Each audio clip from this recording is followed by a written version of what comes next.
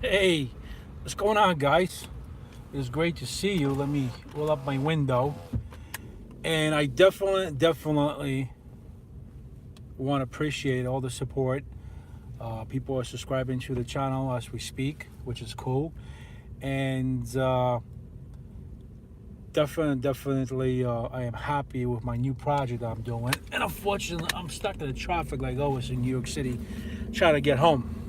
Anyway, so, as it has been a while since I have put out a video, but as you can see from the title, I am trying to come out with a new project where my electric bike, which you probably guys have seen in my previous videos, um, is getting kind of a facelift. So my goal over here is, and if I lose my thoughts, is because I'm stuck in traffic and I'm waving in and out of traffic, doing all kinds of things. It's just a mess. It's 4 o'clock. It's a peak hour in New York City. Everybody's going home, so don't mind my thought is just all screwed up. Anyway, so originally what I want to do, well, originally what I wanted to do was to do a cruiser, kind of a chopper theme on my electric bike. And then I says, you know what? Let me just do plain electric bike. Let's see. Let me get the equipment, the parts, the motor, the hub, whatever you want to call it, and let me get it installed and see what's up. So I did that. Bike tops out. Let me put a little bit of cool air. Bike tops out at about 28 miles an hour. Very cool, stable. I was originally trying to put hydraulic brakes. That didn't work because I read lots of negative reviews saying that if the hydraulic liquid pours out, or if there's a leak in the system, or if there's an air bubble, pretty much the brakes will fail. So that means they're not trustworthy. And I was told by experienced people that it is better just to stay with the mechanical brakes, which is your pull on a line. So that's out of a picture. So then I looked and I says, how can I get something like, what is it, Super 73, that kind of bike? It's a low rider, kind of like Shimano from 70s. It's got a nice big fat seat. So I looked it up, and now like the Super 73, the lowest price is for about 1,000, and it has 36-volt battery. Tops out maybe at 18 miles an hour, the maximum, and also the battery is non-removable. That means I would have to take the bike up in the apartment, charge it, do all kinds of things with it, which is totally inconvenient. Moving forward, I also noticed that it has what is it? A thumb throttle, which I'm not a fan of. I mean, it is comfortable, but I'm not really a fan of. I don't think it has assist mode, which I don't even have in mind. So that wasn't really a deal breaker. But you talk about $1,000. What am I buying? I'm buying a frame, and I'm buying 4-inch wheels. That's really why, come on. And the hub is I believe 500 watts. So it's not really, a great break deal or deal breaker. Sorry. Again, my car is freaking smoking from the exhaust, man. It's an old car, but it drives good. It's a Jeep, so I'm not gonna get rid of it. But anyway, coming off the thought. So it's not deal breaker, 500 watts ain't shit. So moving forward, I says, since I'm not going to pay all that money, $1,000, at least $1,000 for a system that I'm not going to be even happy with, because I know what you expect from an electric bike, I would have to remove the rear hub, which it is a 20-inch, okay, and get 1,000 watts. And then, of course, the battery is 36 volts, which 30 amps, which really wouldn't do justice, wouldn't do anything to a 1,000-watt motor. It will last for bullshit. Now, moving forward, I said, how can I get something going like that?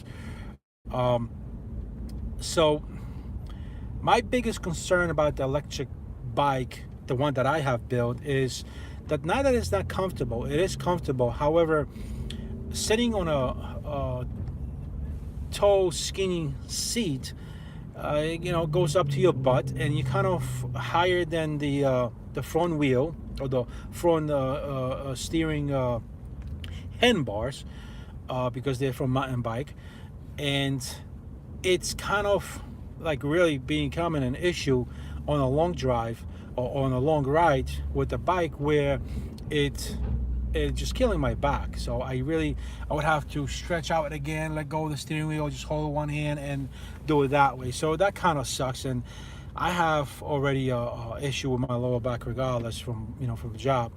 But I started searching on YouTube. I saw no one installing a motorcycle seat. So the motorcycle seat, the length is 16.5 inches, which is freaking cool. And also it is 9 inches wide. So that's pretty decent amount to sit on. Again, it is going to be comfortable. It is not going to be too big, and definitely it's not going to be small. And I think it just going to fit right. Now, so the seat itself is $29. It's a beautiful leather seat with obviously sponge or cushion inside of it. It's a very nicely crafted piece, and it's very cheap. It's actually, I believe, cheaper than the saddle from a bicycle. So moving forward, there is 3 pins. There's 2 pins in the back, like metal brackets, and there's 1 bracket in the front, kind of like a U shape. Now that's because it goes towards the gas tank and goes underneath, and it clips over there, and then the rear brackets support the rear of the seat, so nobody will steal it, take it off, or whatever. Anyway, moving forward, I am originally thinking of doing putting a 2x4, which I don't know if that's going to be good. I'm thinking more of 1x6. That means 1x6, and installing it, screwing it to a kind of a square bracket where I pre-drill 2 holes connected into the beam, and then screw additional 2 holes. So I would have a square, 1 screw coming here, 1 screw coming here, a bracket, and 1 hole and 1 hole. And then what I would do is these 2 holes I would screw to the bracket on the seat. So what that would do is that will give me additional space for it to be secured to rear rack carrier. Okay, I already have one, and the way it's mounted, you can see my other videos, the way it's mounted is to the seat post, and then it has 2 metal rods going into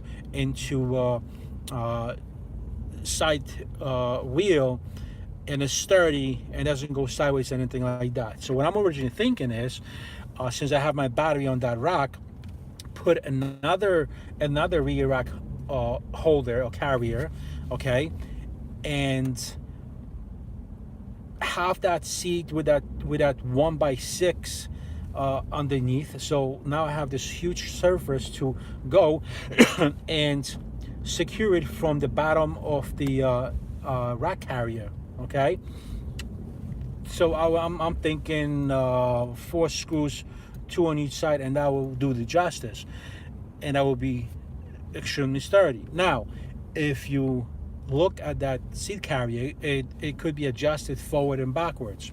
So originally what I'm thinking is it depends how my stamp is from the seat. Oh, these guys are fighting for space. Hey, this is ridiculous. All right, so it only oh boy, hold on a second, guys, because I got a bunch of winners over here They're like freaking won't let me in, obviously. But anyway, so what it does, it adjusts backward, and forward. Okay, and so I'm thinking that it's either if the neck of the stem, the seat post stem, is too narrow. Some of them come narrow, some of them don't. If it's narrow, I wouldn't be able to keep it all the way at the end on the top. I would have to cut the top so I can move the seat forward like this. And that means that the stem won't be even seen on a bicycle. And I would be able to have a 16-inch seat from a motorcycle installed on my electric bike. That would lower the ride, which is totally cool. I'm still riding on a 26-inch wheels, so the diameter doesn't change, doesn't go really too low on the floor. For a 6'1" dude like me, that would be perfect. And once I get that on, I would only be concerned about the rear rack where I'm sitting at moving left and right. What I can do is I can put 2 self-tapping screws. So what I would do, I would pre-drill through the through the clamp on the rear rack carrier, through the clamp, pre-drill that, go through the seat post, and put a self-tapping screw, maybe a 1/4 inch, so it just doesn't go left and right when I'm riding, and get it straight. Once I'm done with that, I have a seat from a motorcycle, which nobody has done or seen on a YouTube or anywhere that I'm at. That will kind of make it a very comfortable ride. And from there on, I'll probably continue with a 10-inch BMX handlebars, and probably go to the shop and have them extend my cables from my brakes. I mean, I would be so happy if that actually worked out that way. It's incredible. You know what I mean? Look at this guy. Guys, I wish you guys could see this. This is fucking retarded. But anyway, so it's just the thought of having the motorcycle seat on your bicycle. It's just fucking ridiculous. It's just awesome, you know. And it's funny because I definitely want to do it. So the rear rack, it's about $14 only, which last time I paid $29. So it's $14.99. So it's $15, and the seat itself is $29.99. So you pretty much have the $30 and the $15. You get $45, and you have all that. Then I get the 1x6 beam. And then, of course, I won't install it that way. First, I will install it off the bike. And once I get everything going, I will install it on the bike. And, you know, the biggest dilemma I would have, you know, self-tapping screws drilled to the stem of the seat. If that becomes a problem, I would definitely go over to some sort of shop that we have around over here downtown and, you know, give the guy $10. Say, listen, can you weld that? Fortunately, I know that it's not the thing is not fucking steel, so the welding machine might actually burn it right through. So I'm probably thinking I'm gonna do a lot of drilling. I definitely get a good drilling bit for steel, you know, only, and I would definitely give it a shot, take my time, not hurt myself, not cut my finger or drill through my finger. I see lots of people do that, and it will be really, really cool and awesome. I will be so happy and so satisfied. It will be awesome. Pick a fucking lane, you're fucking retarded. Figured, gotta be a fucking car service. Jesus. Anyway, sorry guys for cursing, it's just retarded. People just don't know how to drive. That's why there's so much traffic in New York City. So, again, you know, comment down below. What do you guys think? You know, just Google, you know, a motorcycle seat, and you know, check out the rear rack. I'll I'll definitely order it once I get it. I'll do a quick review, description, and all that good stuff, and I'll try to get my things going. I got my tools. Just gotta pick them up from basement, and just I'm hoping for the best. You know, I noticed that in my life, that or in anybody's life, if you have patience, you can really do anything you want. If you really want something and you have that vision, you don't have the tunnel vision, you have the vision, you can actually build crazy things. This Jeep behind me got freaking cool spotlight on his rooftop. Nice. So I'll definitely will review. I will definitely review it. This guy just let me go. Okay. And see what's going on. Other than that, just follow up. Make sure you take a look again in the channel in a week or so, just to see what's up. If you're not getting any notification, hit that bell, hit the like button. Obviously, if you haven't subscribed. It's going to become interesting. I haven't done a test run with the new battery, which is 48 volts and 20 milliamps of power, or milliamp an hour. The other one is 13, I believe, or 14, something like that. So I should be getting great results. I did it with pedal assist. I would do about 71 miles. Without pedal assist, I would do 41, if not more. So that's pretty cool. I believe I did calculation somewhere on my Instagram. It was literally,